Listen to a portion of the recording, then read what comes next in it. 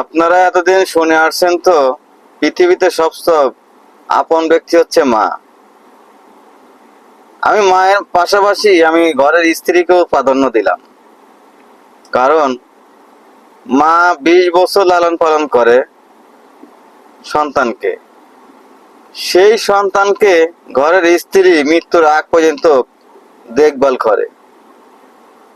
তাহলে আপনারাই বলেন, আপন ব্যক্তি কারা হয়? যদি স্ত্রীর মতন স্ত্রী হয়, মায়ের থেকেও আপন হয় স্ত্রী। এই জন্যই বলছি,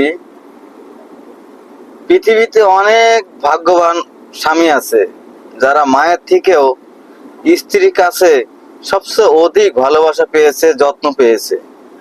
সেই স্ত্রীকে অবহেলা কি করে করা হয়? অনেক সেবা আছে, অনেক যত্ন আছে, যেটা মা পারে না, ঘরের স্ত্রী পারে।